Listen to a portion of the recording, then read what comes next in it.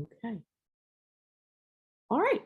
Well, good afternoon, everyone, and welcome to this month's PrEP webinar on stages of change presented by Dorian from Greystone Park Psychiatric Hospital. My name is Jen Sperduto, and I'm joined by my colleague, Dawn Reinhardt-Wood, or the cat up there. Oh, there she is. And we're from Rutgers, the Department of Psychiatric Rehabilitation and Counseling Professions. And we're part of the SPRE team, or the State Hospital Psychiatric Rehabilitation Initiative. And we've partnered with the Division of Behavioral Health Services to provide these monthly webinars on topic areas that are relevant to folks who work at the state psychiatric hospitals. For those of you who were with us last month, thanks for coming back. Good to see you. If this is your first time, welcome. We're glad to have you.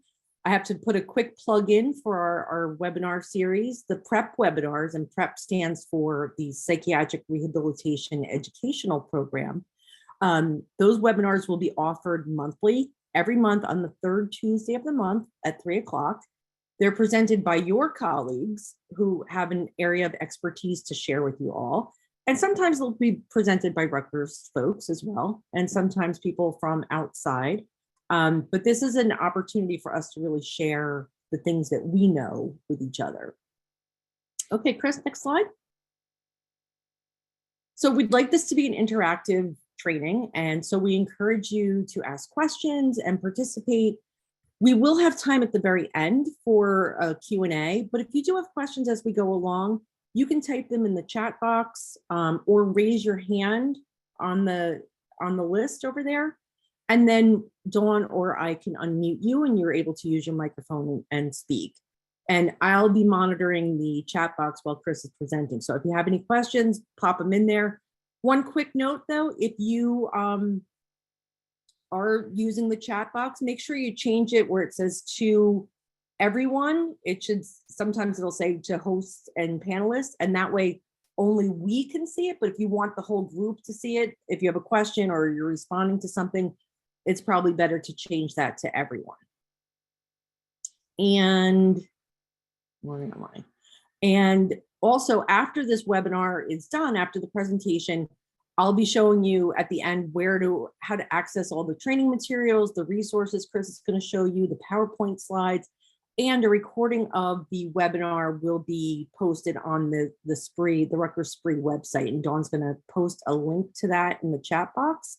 And also, if you open your chat box, right next to where it says to everyone, there's 3 little dots on the side there. If you click on those 3 dots, it'll give you an opportunity to save the chat. So at the end, if there's links posted in the chat box during the presentation, you want to save them, or any conversation or participation in questions, you can do that. So I'm going to show you where to access all the resources. Next slide, please, Chris. So just a quick disclaimer, the PrEP webinars is an online forum for a variety of different topics that are relevant to the psychiatric hospital staff. And while Rutgers and DBHS are co-sponsors of the program, the PrEP webinars are peer presented, right? They're presented by your colleagues. And as such, the content is independently developed by the presenter each month. So therefore, the views and opinions expressed in the program are those of the speakers and don't necessarily reflect the views or positions of any entities that they represent. All right, so now all the boring stuff's out of the way. Next slide, please. Just to let you know, again, this will be recorded. It's recording now. And next slide, please. So allow me to introduce Chris, because I'm pretty excited that he's here to speak with us today. Some of you may know Dorian, but Chris is a licensed clinical alcohol and drug counselor and a certified clinical supervisor. He's currently the director of co-occurring services at Greystone and the clinical supervisor of the SISU team. Chris believes that the core of good effective treatment is kindness and compassion.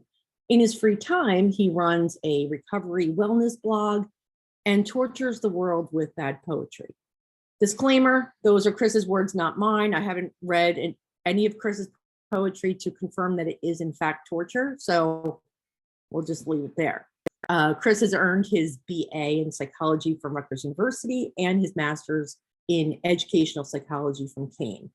So we're super excited that he's presenting this topic today. And with that, I will turn it over to Chris and he will get you going. All right, thank you very much, Jen and Dawn. That was the one self-deprecating joke I was allowed to put in this slideshow, so have fun with that one. I will give a full disclosure. If you were at Greystone in 2018 and saw a Nurses Week presentation, you might see some repeat slides because I did steal some and reuse them, but I assure you that this is a completely different presentation. So, don't tune out on me in the first 5 minutes. I assure you it's new information. So we're here to talk about today the stages of change model, which you may have heard of the Transtheoretical Model, or TTM. Now, this was developed in the late 1970s by Prochaska and DiClemente, and they were studying smokers that were trying to quit. But since then, it's been widely accepted as a model of change in the behavioral healthcare field and has been applied across all different types of change. I'll say that a lot of this presentation might be kind of substance use heavy because that's my background, but I will do my best to give other examples, and the information in it can be applied to anyone who's trying to make change. Specifically, I'm going to take the clinical aim so we can use this information along with our patients in this state hospital system. We're going to discuss not just the change model, but also how to approach those patients. So tailored interventions for them, and just some other general aspects about change, which we'll kind of open up with. So here's some learning objectives. We're going to explore why change is difficult. We're going to identify what the stages of change are as per the Transtheoretical Model, because there are different change models out there. There's also some different variations even of the Transtheoretical Model. And then we're going to identify at least one intervention that we can use for somebody in each stage. I'm actually going to give you way more than one intervention. So if you can remember one for each stage, then you've got it. And then I didn't add this as an objective, but I have it in my notes. And hopefully at the end of this presentation, we're a bit more relaxed. We're a bit more chill about how we approach patients, especially when they're not exactly where we think they should be in terms of change or wanting to change. Many times we have patients that we know change is needed in their behavior, but they seem to not be willing or don't know how to do it. And often we start spinning our wheels and we don't know what to do, and it can be very frustrating. So hopefully after this, we have a plan of attack and makes us feel a little more confident in what we're doing with those patients. Jen, I think the next slide is the poll. So if we can throw the poll up there. So if everyone would like to participate in this poll, it'd be really helpful. So I'm going to ask you to rate your ability to complete the change goals in your own life. So you never fail, essentially you always do it. You're not perfect, but you're getting there. So most of the time you achieve change. 50% of the time it works every time, so about half. You're consistently inconsistent. You rarely accomplish your change goals, and then you always fail or never. Those are your options. So give it a minute for some of the answers to come through. Yeah, we have about 50% participated at this point. Cool. Answers are still coming in. Oh, I see that, yeah. Oh, you can see it? Okay, good. Yep.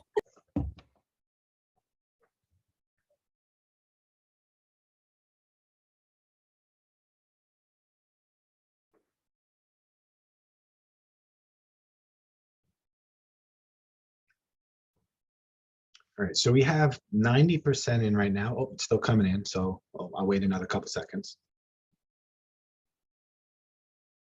You guys are awesome. We got 38 of 40 so far. Cool, 39. Oh, who's the leftover one? So I don't know if they can see the results in real time, or, oh, here we go, share results. All right, so here we go. This is what you guys answered. Let's see. All right, so if you notice, not a single person picked that they're a perfectionist in terms of their change goals, right? Everybody has failed at least once. And most of the answers are like most of the time or half of the time. And that's pretty common. So I'm going to ask you this. If we can't be perfect in our change goals, if we can't even really do it half of the time, then why do we expect our patients to be any different? I think we get frustrated when they don't meet these goals, whether they're their goals or our goals. And we know in good treatment, it should be mutual goals based on their goals, right? But We get frustrated when they don't succeed or when they stagnate, but we can't really do it ourselves. So we might have to look at this from a different approach.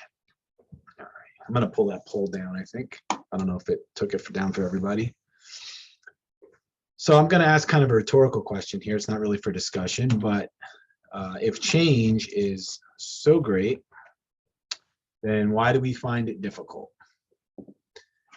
It's my personal belief that a lot of our difficulties in change actually have to do with fear. Not always, but my personal experience and my professional experience when people struggle with change, it has to do with fear at some level. We're going to explore that a little more though. So what actually is so scary? Any ideas real quick if anyone wants to fire them out? Feel free to type in the chat box. I have somebody who wants to unmute. Okay. You're allowed to talk.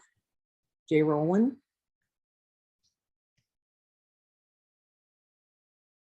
Your We mic. got Juan there. Is that Juan raising his hand? I don't know. That's okay. You're All allowed right. to talk. Whoever raised their hand, I unmuted you, so feel free. Guys, hear me? Yep. Good afternoon. Yes, I would say throughout the conversations and personal experience, the fear of the unknown, the fear of what's next if I was to leave the old behavior behind. What am I stepping into? Yeah, unknown's definitely part of it. And in the chat box, some others also shared fear of the unknown. Thanks, Juan. And then, some people put that change isn't comfortable, that they're afraid of maybe failing. It takes time and energy. Things could be worse. They might be afraid of failure, rejection, comfortable to stay where they are. Consequences, fear. Michelle's complaining that you jacked her answer, Juan. And people say losing and not being able to bounce back, not wanting to fail, complacent. Yeah, these are all great answers. And in fact, some of them I have on here. So let me kind of jump to that and let's see what we got. So thank you. All right. This thing keeps freezing up. All right. So somebody said the unknown. That was well, actually a lot of people. That was what Juan had said. And I think Michelle. And one of life's greatest fears actually for a lot of people is the unknown. It causes us to resist the things that we can't easily discern an outcome for, right? I think in the chat we had that it's challenging. Change tends to stretch us out of our comfort zones, and some of us are more tolerant to being stretched more than others. But change pretty much will stretch all of us to some extent. It's uncertain. So when we change, we're often in like uncharted waters. We tend to prefer certainty. We tend to prefer what we know is coming, right? Tied into the whole idea of the unknown. Universally, resistance to change is a given. It invites animosity and tension. Change, by the nature of change, is just unpopular. And then finally, a lot of people, and I think this was mentioned in the chat, they believe that they might lose something of value, not necessarily monetary value, though that could be part of it, or they fear that they're not going to be able to adapt to the new ways. If there's anything that you think was missed, shoot it out there really quick. And I'll also ask this, what might the people that we serve fear that might not have been covered here?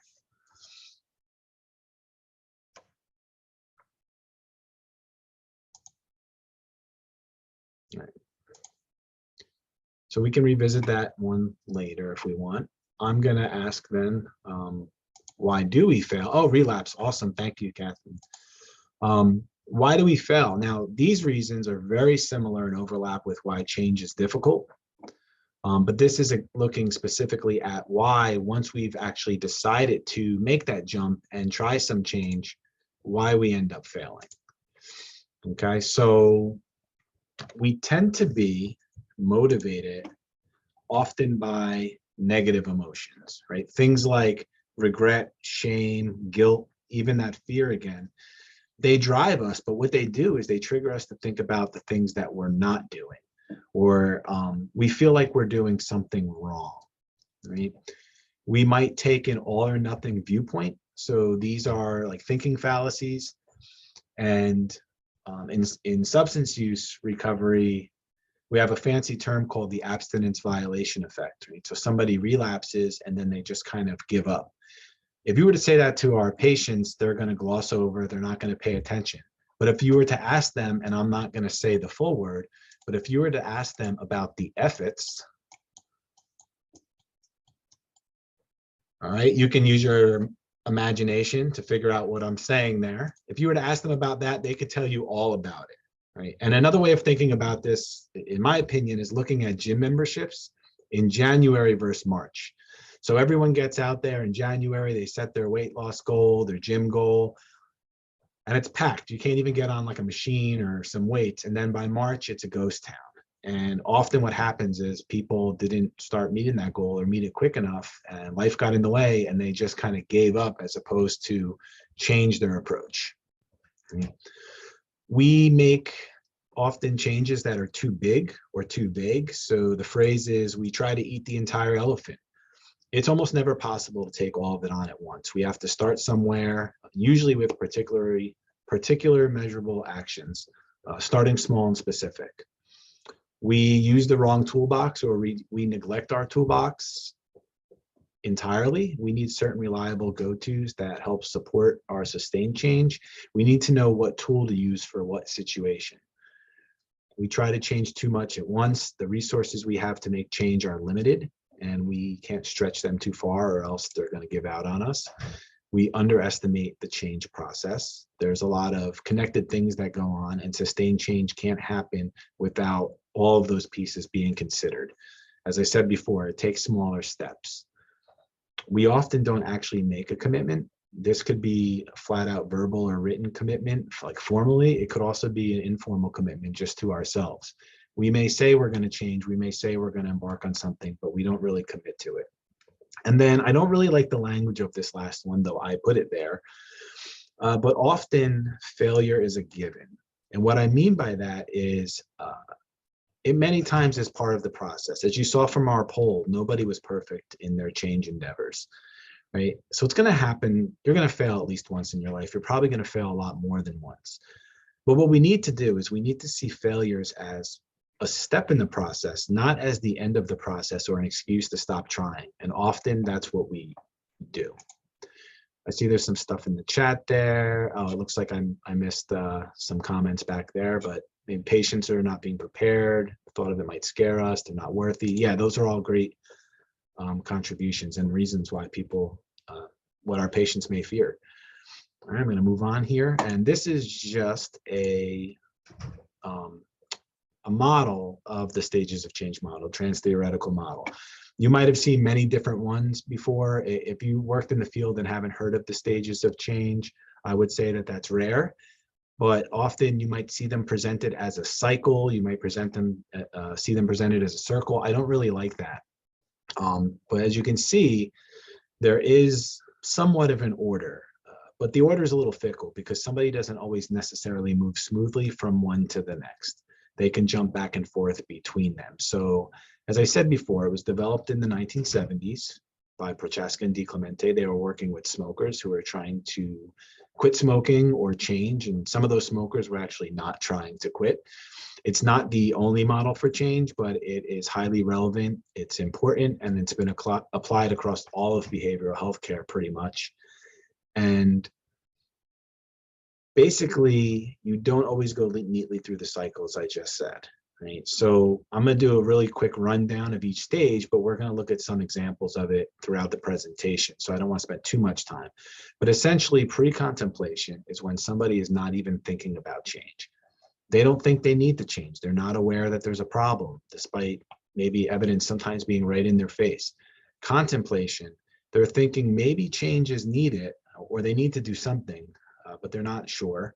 Preparation, they're actually actively preparing to change. They're making a plan. Action, they're doing the change. Maintenance, they did the change and now they need to keep it up. All right, Prochaska later added termination as a stage. I don't like to use it because in mental health and substance use, we usually don't talk about termination. what we do is we talk about lifelong maintenance. And some people have relapse also as a stage. You could see relapse on here, and it can also be represented as a return to previous stages. I kind of don't like either of those ideas, but often if somebody is in relapse, what you want to try to do is make sure that when they kind of get back on the wagon, hopefully you direct them to like contemplation or preparation, and they don't go all the way back to pre-contemplation where they don't believe there was a problem. In our hospital environment, there are some other stages that are not part of this model, so we're not really going to discuss them, but you might hear them and they're important. So you might hear dysregulated, or, and I'm going to probably butcher this term, but anosognosia. And basically what those stages are the person is too sick. They're too much in their acute mental illness to even process that change is needed. Right. So it still might look like denial, but it's denial for a different reason. It's denial because they're actively psychotic. Now we're going to kind of explore what to do in each stage. So they kind of have a format. So as you see on the left, there's some examples of phrases you might hear somebody who's in the pre-contemplation stage. I don't have to lose weight. I'm just big boned. I don't have a drinking problem. I don't have a mental illness. All of my friends get high. I don't need to change. I write poetry better on acid. And no, that is not one of my statements.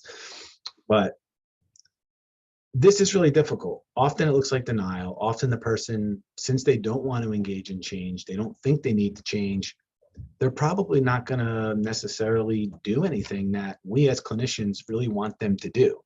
So we have to try to bring them to a state of awareness. And that's essentially what we're doing in the pre-contemplation stage.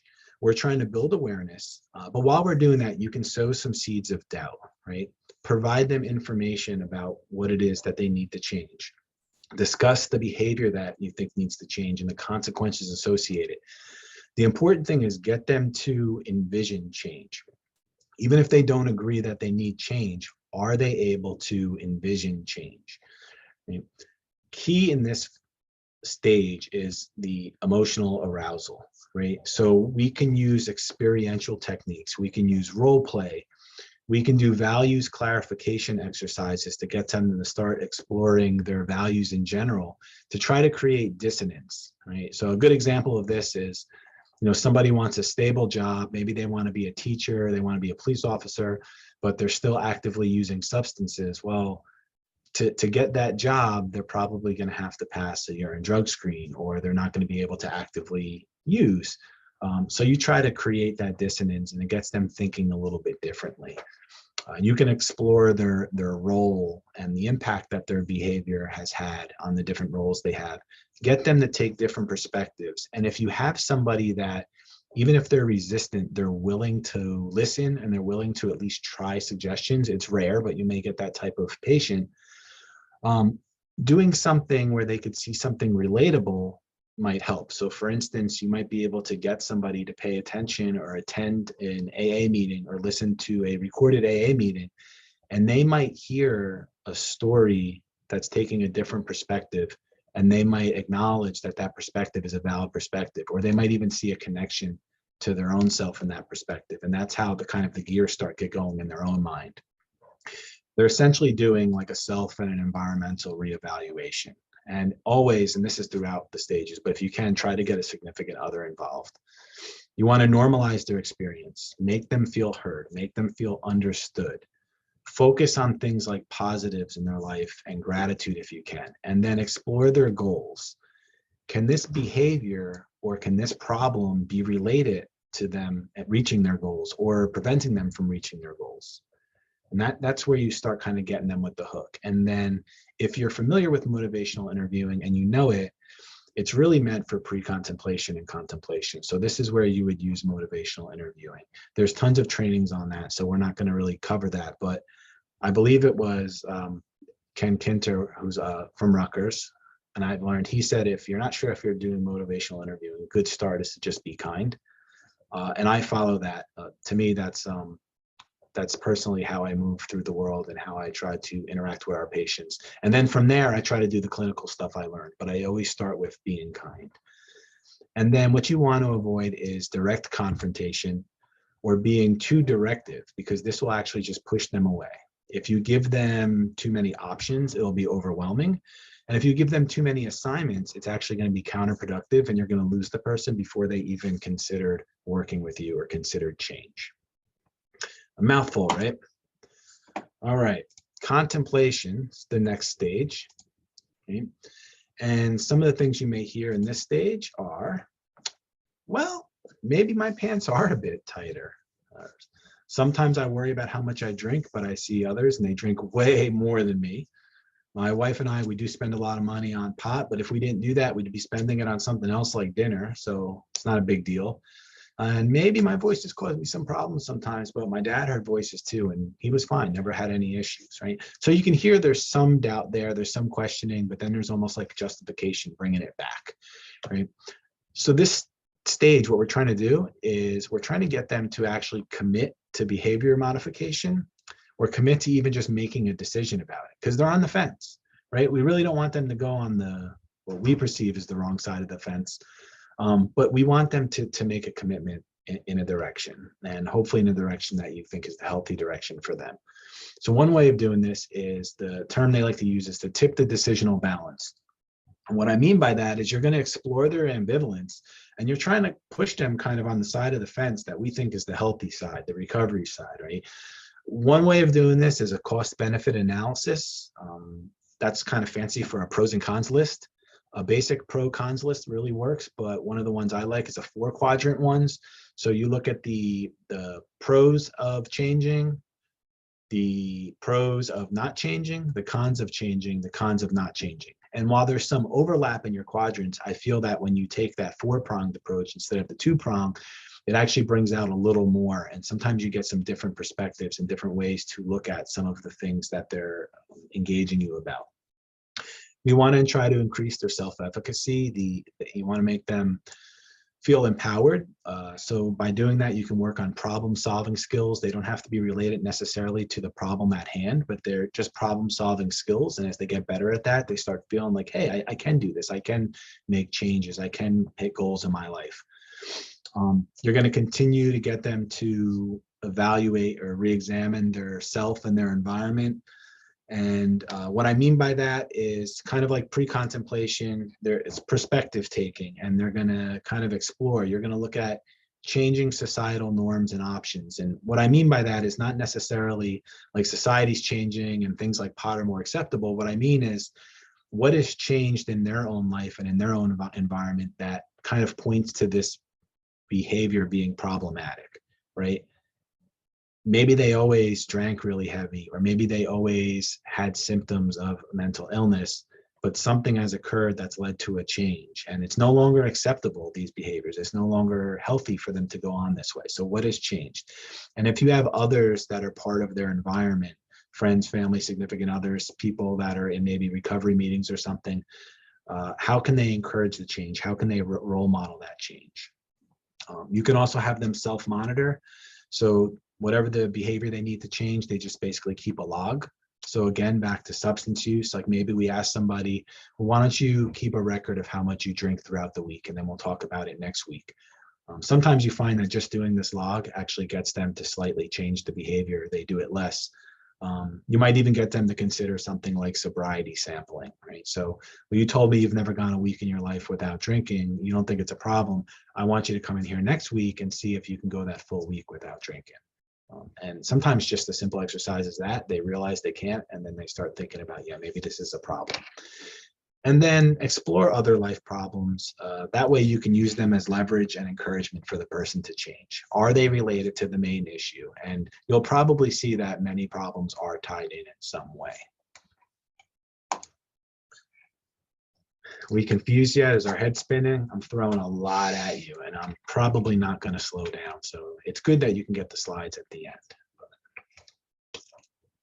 All right, so the preparation stage. This is where some of the real change, not that it starts happening, but this is where we start seeing that the person is really willing to engage in changing the behavior. So, you know, you might hear actual plans. I'm joining the gym, starting my diet on the 1st. They might ask, well, tell me what treatment is like. I've never been in it. I don't know. I need to stop drinking. It hurts my family. What medications are available? What are their side effects, right? So these are people who have a plan or people who want to take the next step. So what we're going to do here is we're going to try to bolster that commitment that they made, and we're going to develop a plan with them. And this is where kind of what they call self-liberation, right? Making a choice and then taking a responsibility for that change. This is where it really takes off, right? So get the person to strengthen their commitment. Have them make a verbal declaration. Have them make a written declaration. Have them tell family members and friends. Set a specific date. And if they don't know what to do, offer them choices. Give them a menu of what they can do. When setting the goals, try to use SMART goals. I know most of you have probably heard this acronym.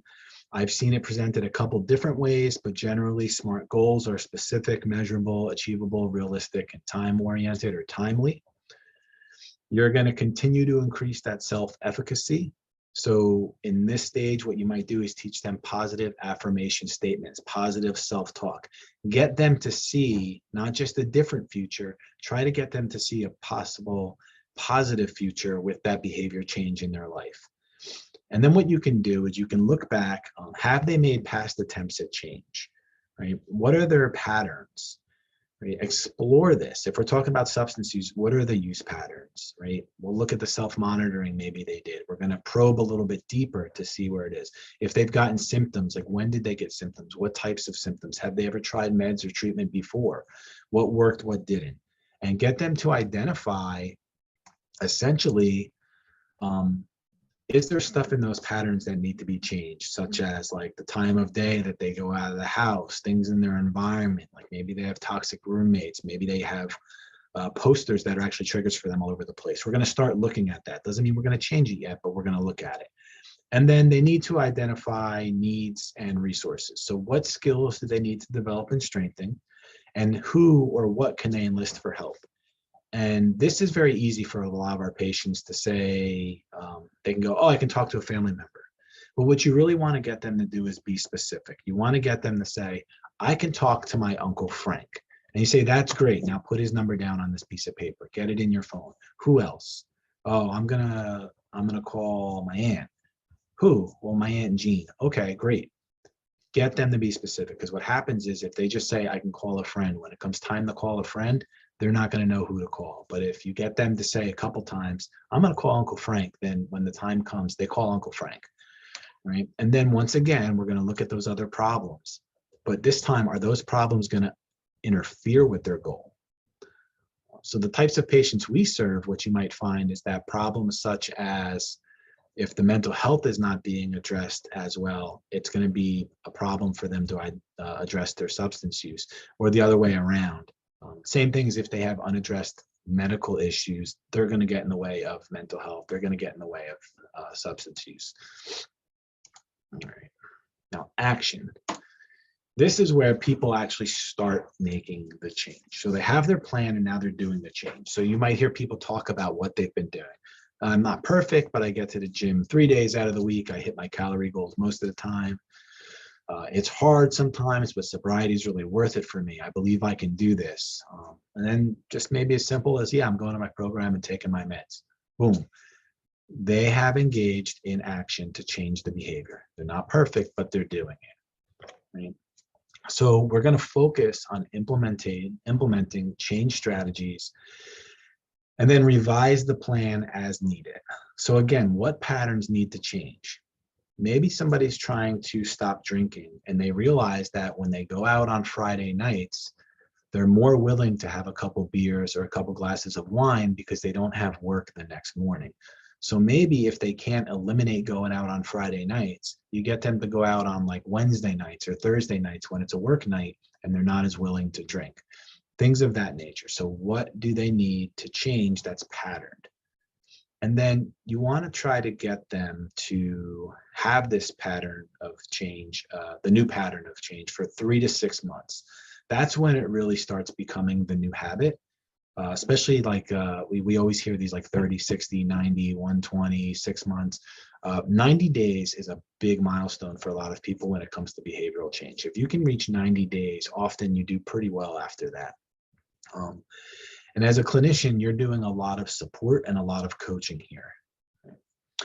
You're going to teach them how to manage cues and triggers and basically how to restructure the environment. So that includes coping skills, that includes substitution and healthy substitution, right? So if somebody's substituting, I don't know, they're trying to stop biting their nails, and instead of biting their nails, they're gonna eat a piece of chocolate every time, but they're eating like 2 pounds of chocolate a day. That's not too healthy. So that's not the type of substitution we want. We want healthy substitution.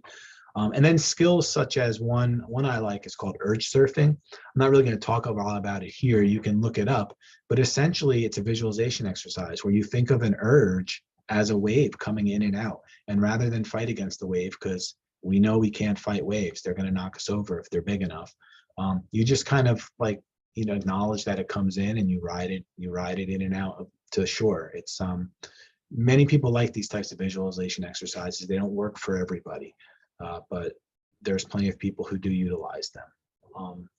You're going to try to get them to identify first off thoughts and emotions. And I don't really like calling emotions positive or negative, but we know that often, like when it comes to thoughts and emotions, there is some that are a little more slanted toward the negative side. So they need to be able to truly identify what they're thinking, what's going on, and then teach them skills to replace them with more positive skills. So defeat that negative self-talk, defeat the irrational and the negative thoughts that come in, the defeatist type thoughts, and we're going to replace them with more positive self-talk, more positive thoughts. The self-liberation continues here because now they're seeing the change and they're starting to feel good about it. So you want to build on it. You want to try to teach them how to celebrate it, because this is what really sustains commitment. And to do this, you can work with assertiveness training. You can continue with role plays, and also you want them to have realistic, healthy viewpoints. So we talk a lot about positive thoughts and positive emotions and that type of thing.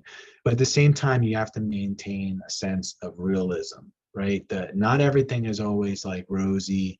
Not everything is always perfect. And if somebody goes into change or they go into life with that viewpoint, there's going to come a time where they're blindsided.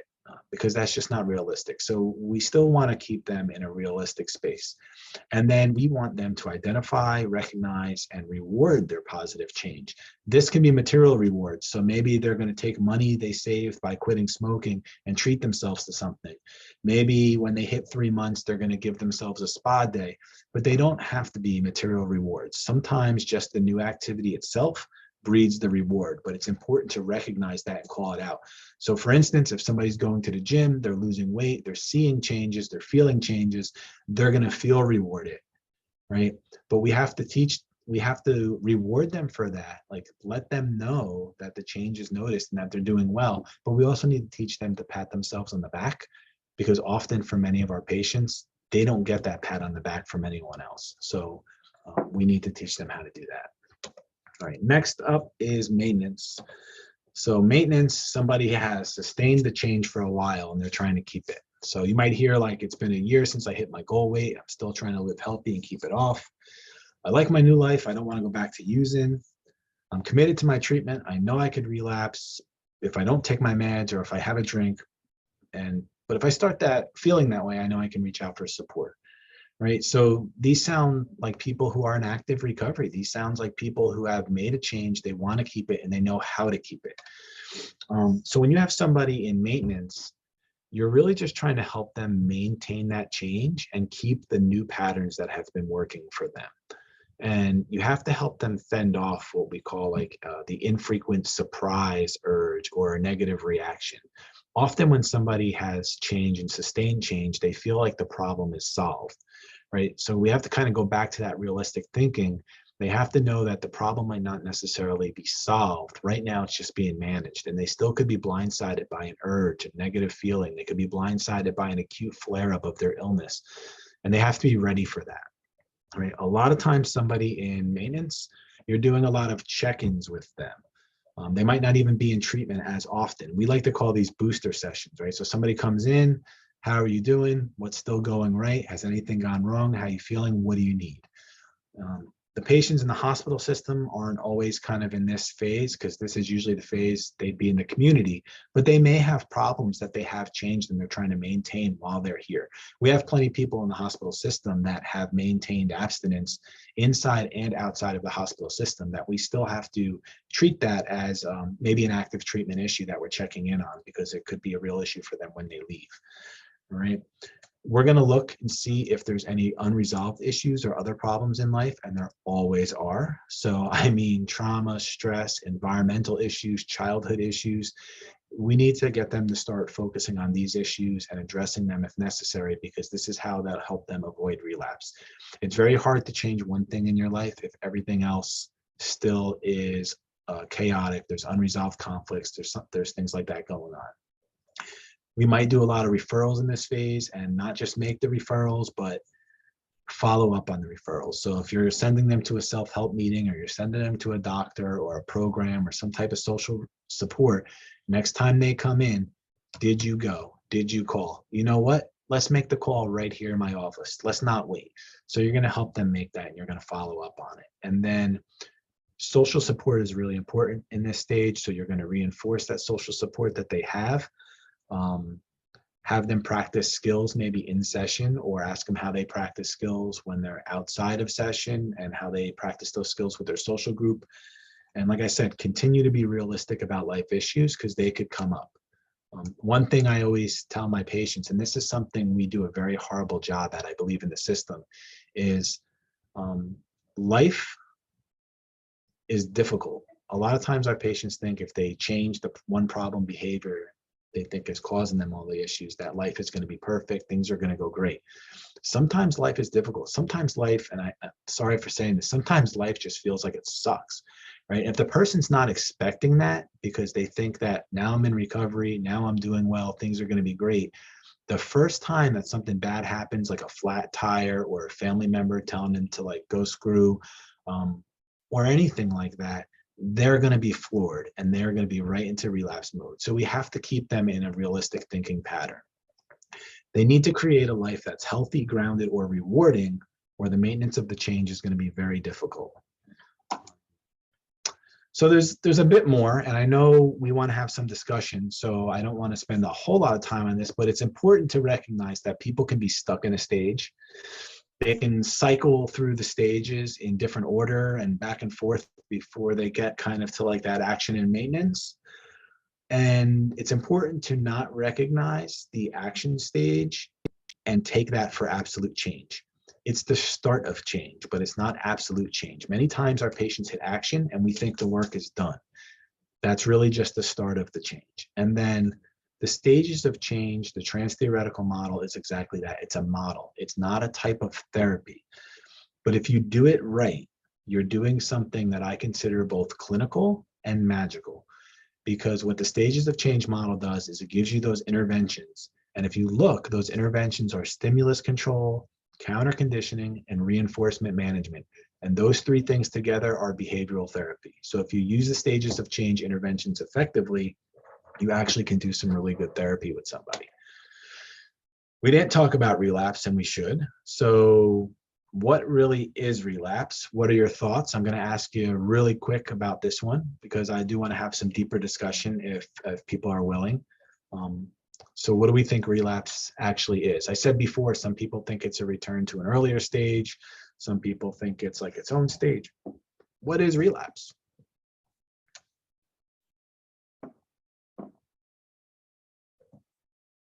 Go ahead, Juan. I think you can talk. Just yell it out.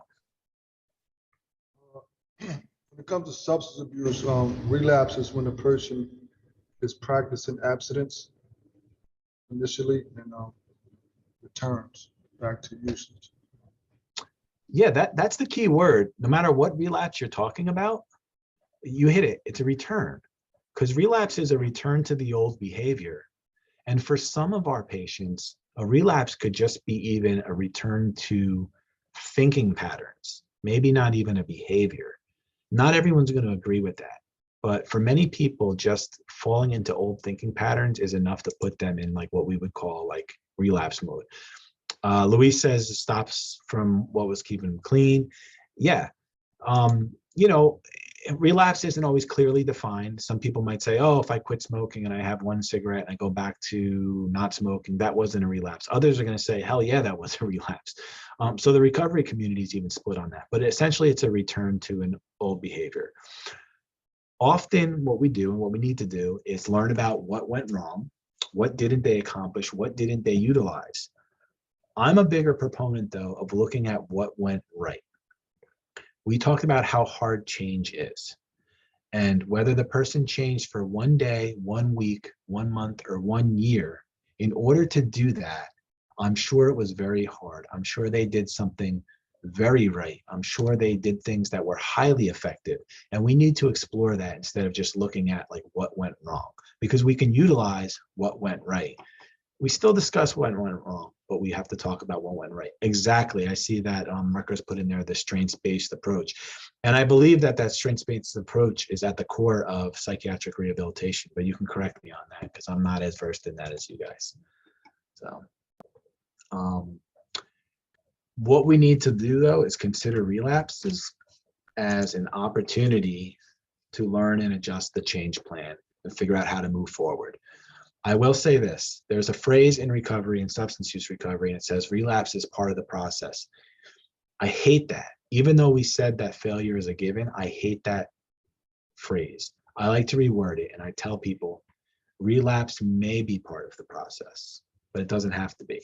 But if they relapse, okay, let's look at what happened, what went right, what went wrong, how do we need to change the plan? All right, this is just a healthy summary of the stages of change and different processes that are effective. If you notice those earlier stages where they're not sure if they need change, it focuses on experiential processes, because the experiential processes, those create emotional arousal. Those hit people, nowadays we say in the feels, right? Those hit people in the feels, and then they start thinking about, oh yeah, I need to reevaluate what's going on. I need to change my life. If you look at preparation through maintenance, a lot of those are more behavioral processes. This is the how do we do the change? We already know change is needed. We already committed to change. How do we actually do it? Right? And then social liberation is throughout. And I will define that for you. I'm actually going to read off of this thing here and cheat a little bit because it'll define it better than I'll explain it. Social liberation is when the person recognizes and accepts societal norms that actually reinforce and encourage that behavior change. So like how much do they buy into the notion about a particular change or behavior as being acceptable or unacceptable? And that's something that needs to kind of be looked at through the whole process, because a lot of things are changing, maybe not just the problem behavior, and it can have an impact on a lot of different areas in their life. Right? This graphic, I think, will be in some of the resources at the end, but if anyone wants to talk about what any of these specifically mean, we can do so in the discussion in a minute or two. So I do need to tell you that there are some limitations to the stage of change model, and like many psychiatric and psychological theories, they share the same limitations. So they ignore context in which the change occurs. And what I mean by that is socioeconomic status, income, race, right? They don't really differentiate the approach based on that. There's not enough research looking at that. The lines between the stages are not clear. They're arbitrary. There's no criteria to determine exactly where the person is, other than maybe their talk and their action, and that can be very subjective. There's issues with validation and standardization. There's no clear sense for how much time is needed in each stage. You might hear time frames, but they're not definite. So sometimes you hear 3 to 6 months in action, after 6 months is maintenance. That's not exactly accurate. Somebody can change quicker than that. It can take a lot longer than that. And they can be in maintenance for way longer than that. So it's not really a good measure. And then this is where, for a lot of our patients, it breaks down a little bit. The model assumes that individuals can make coherent and logical plans in their decision-making process. We know that due to the severity of the psychiatric illness, many of our patients don't think logically and coherent. I will say this, though, if you've ever run a group in the state hospital system, you know that sometimes the patients that do not appear to be logical or coherent that you don't think are even mentally present in your group surprise you weeks or months later when they talk about that group, when they talk about the impact that group had on them, and they remembered things from that group. So even though we sometimes assume that due to the illness, they can't be logical or they can't be coherent, we're surprised more often than not. So I don't think we need to throw out the stages of change model because I think it holds true. All right. Oh, 10-minute warning. Okay. That means shut up and take questions soon, right? So I think this is kind of like the last true slide. So what are the possibilities using the stages of change model? So what it does is it leads to improved assessment because now we have another dimension we're assessing the person on. What stage are they in? And what that does is allows us to tailor the treatment and the interventions to the stage. If you use the stage of change model effectively, you tend to get more engagement out of the patients. More engagement means more success in the treatment plan, more success in their behavioral change, and that is improved outcomes. So that's really the magic of stages of change theory when it's done well. And it seems kind of simple, although today has been overwhelming, but it's not always done well. Before we jump into discussion, I'll just say this. Oop, I went too far. I will give you some resources. There's some YouTube videos. There's actually some stuff put out there by Ken Kinter at Rutgers. He's already covered stages of change. There's 2 of his videos.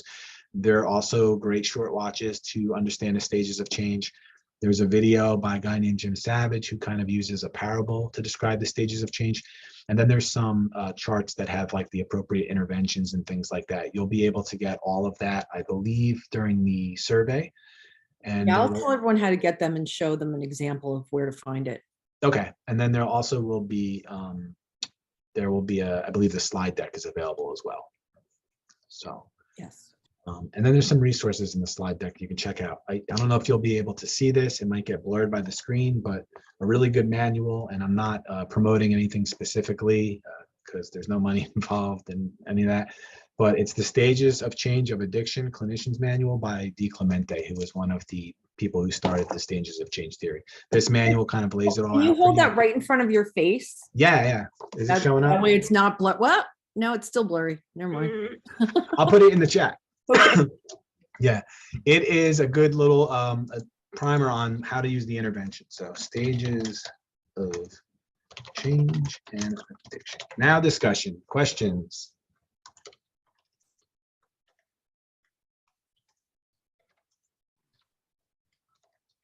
Comments. I have a question, Chris. This is Dawn. How do, and I've seen this in my career, and it's often difficult to address when individuals have several problematic behaviors, like say they're smoking weed and they're drinking alcohol, excessive amounts of alcohol, and maybe they're using cocaine, right? And they may be in different places in terms of their stages of change for each of those substances. Right. How does one tackle or begin to address a situation like that? So I think, and others can chime in on this because I'm by no means necessarily the expert, but I will say this, there's differing approaches and you'll hear different things about this. Some people will say, well, you still need to approach all of them at once. Some will say you need to systematically approach like the most severe one and then kind of move down the line. I'd probably kind of fall in between because, as you mentioned, they can be in different stages for different substances. They can be in different stages for different behavior change. So they might be in all different stages of change for those substances. And then for their mental health, they're in complete pre-contemplation that they don't even have a problem, which adds another factor, right? What I would say is when you're making a treatment plan and you're making interventions for that person, you still need to kind of address each of those things where they're at.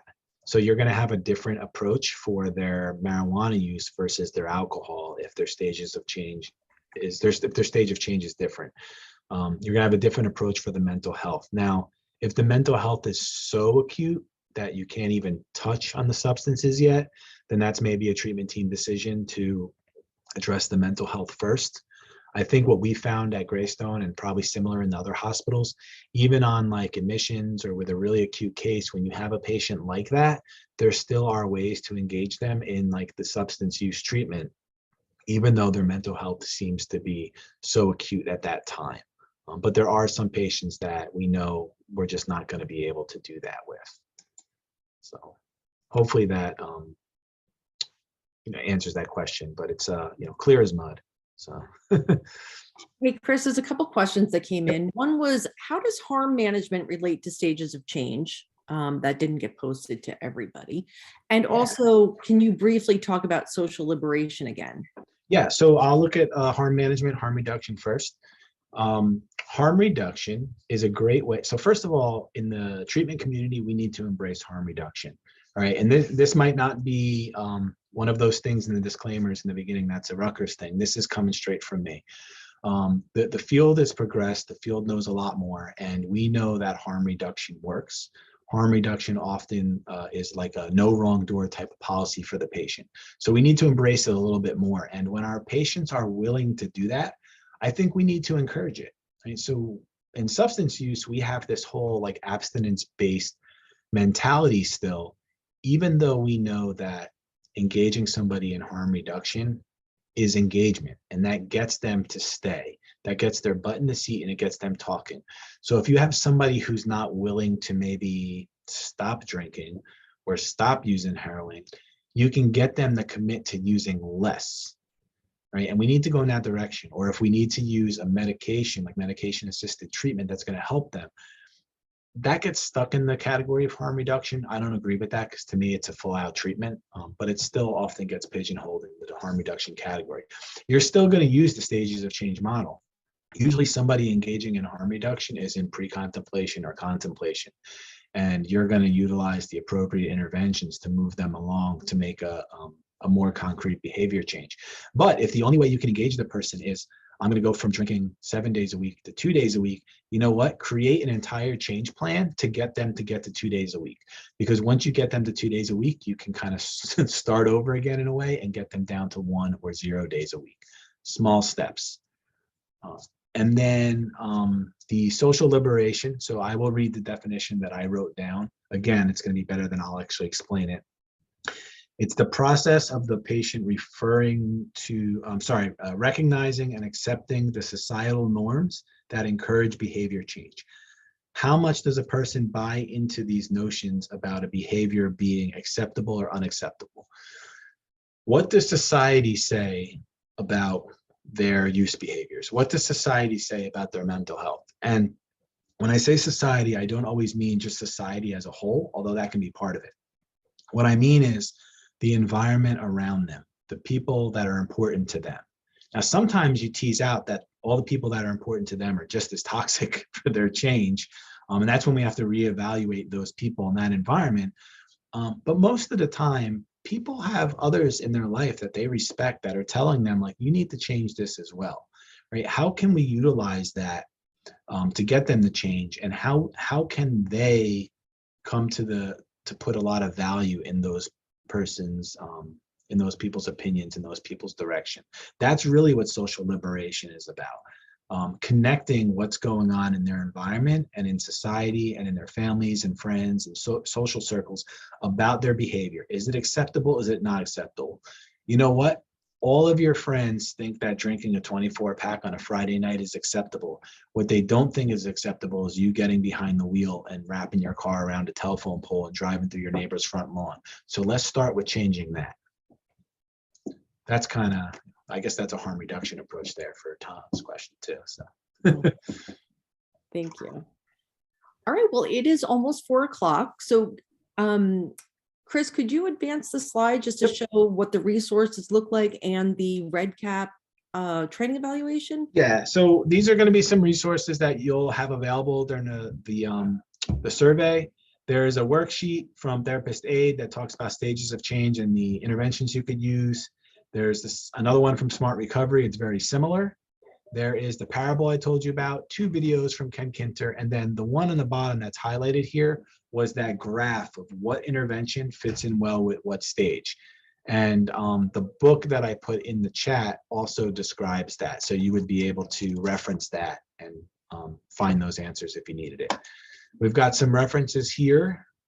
I'm going to go, this is my contact information. So if you have questions about any of this stuff, If you have questions about, anything else that you heard during the presentation, I'll be glad to answer them. And then the last slide here is going to be the training evaluation. So we ask that everyone complete an evaluation and you'll get a certificate that you attended. Unfortunately, there's not CUs or anything like that, but you get a warm, fuzzy feeling that maybe you learned a little bit more today and that you'll be able to help our patients possibly in a different way. Thank you so much, Chris. And before you guys go, Dawn posted that link that Chris has up in the chat. I want to just show you real quick, and I'm going to take over sharing the screen and show you what that looks like. So when you hit that link, it looks like this. And it's a quick evaluation on the webinar that you saw today. But at the very bottom, there's a section for training materials. And you'll see the resource page that Chris had up and also a PDF of the PowerPoints. And so you can just click on that. It'll download. You can either choose to download it or print it. And then once you hit submit, it'll take you to another page that allows you to enter your email address, and then it'll send you a certificate of completion that you attended this webinar so that you have it for your records. And there's the book again. Move it over. There it is. It's probably backwards, right? I got screen mirroring. No, you're good. You're good. Look at the chat. Thank you all so much for coming today. If you have any questions, you can reach out to Chris. You can download those materials and the resources.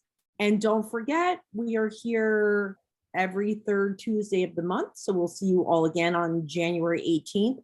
Keep your eyes open for registration materials and the link and information. And Chris, thank you so much. This was a fantastic presentation. So thank you for the opportunity and thank you for the audience. Yeah, we had a really great turnout today. So thank you all so much. Take care, happy holidays, and we'll see you in the new year. Bye-bye. See you later.